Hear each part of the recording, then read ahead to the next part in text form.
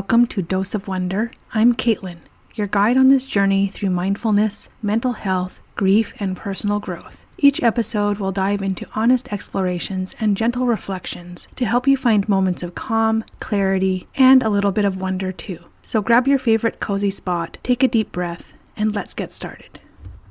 Have you ever had the intention to get a ton of stuff done?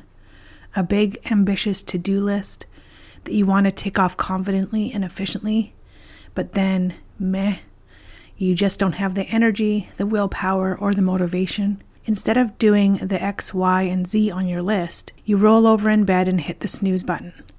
Or you hit next episode on your streaming service and melt into the couch for a good long binge. I've been there. We all have. In fact, I was there just this morning. I had planned to get up early and go for a run.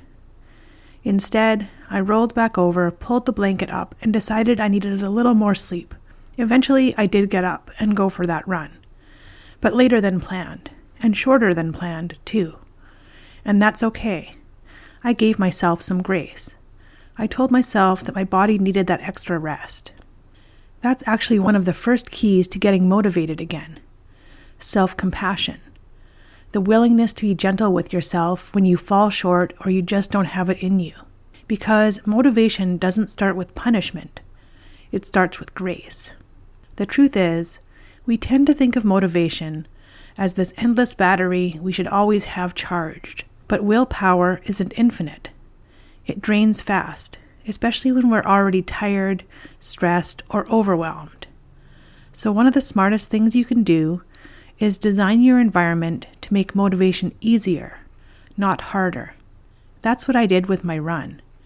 I made it as easy as possible for myself to follow through. The night before, I laid out everything: my clothes, shoes, hat, socks, even my underwear. I prepped my breakfast and water bottle. So when I woke up, all the decisions were already made. I didn't have that issue of decision fatigue, which can really put you off your motivation. I didn't have to think about it or talk myself into anything. The path to the door was friction-free.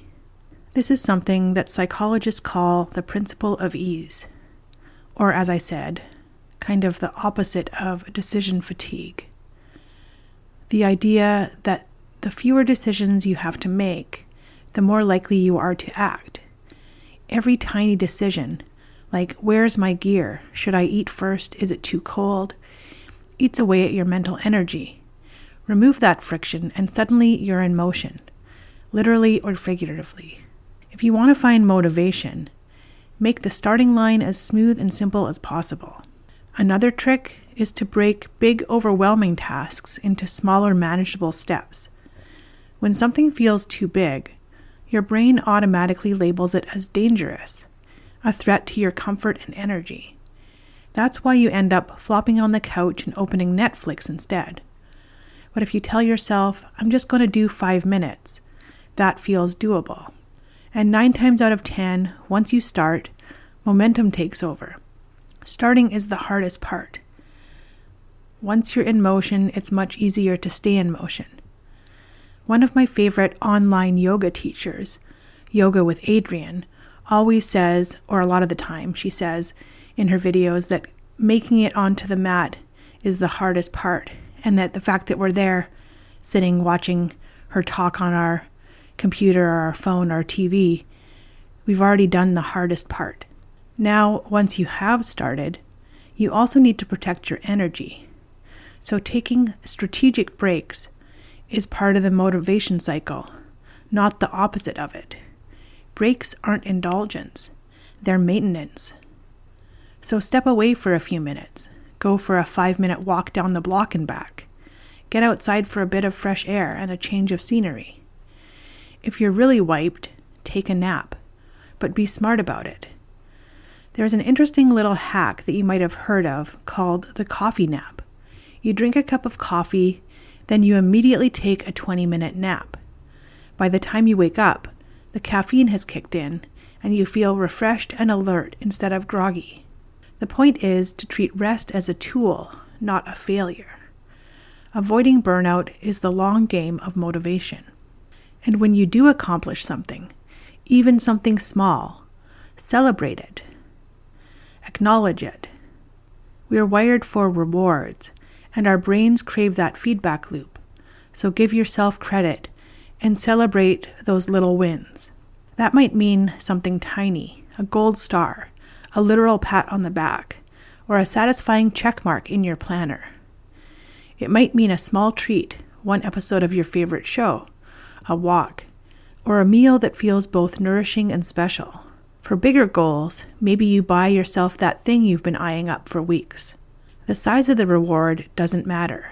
What matters is that your brain learns, when I do the hard thing, something good happens. Because motivation isn't a personality trait, it's a system, and that system can be designed. You reduce resistance at the start by making things easy. You manage your energy as you go with breaks and self-care, and you reinforce your efforts by rewarding yourself and acknowledging progress. And at the very center of it all, the piece that keeps it all sustainable is that self-compassion I said at the start. That small act of grace I gave myself this morning, and cutting my run in half instead of skipping it altogether, that wasn't laziness. It was the reason I ran at all. So sometimes the key to doing more is giving yourself permission to do less. If allowing yourself a smaller effort is what keeps you showing up, then that less is actually the biggest win of all. So maybe that's the real secret to motivation.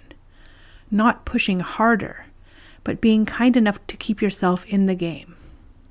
And that's it for this week's Short Dose of Wonder. Amazingly, this has been the 60th episode of the Dose of Wonder podcast. And I'm going to take a short break from releasing these weekly podcast episodes. It's not that I don't have a lot of content still to talk about on this podcast. I do. I have a huge list of Medium articles that I wrote years ago, which is what all these podcasts have been kind of inspired by and based off of. But I think I want to give myself a little bit of a break here. And I'm not sure how long that break will be. Maybe it will just be a month, maybe 2, but I won't be gone for too long. If you've been enjoying the podcast so far over the past 60 episodes, I hope you'll come back when it gets started back up again and continue to enjoy it. So when I do come back, the next podcast episode that I'll be talking about is heading back into the topic of mental health with an article I wrote called 8 Ways to Improve Your Mental Health, Tips from the YouTube channel Psych to Go. But that's it for now. Thanks for listening, and don't forget to live with a dose of wonder. In the stillness we begin, with stories stitched in softer skin, a spark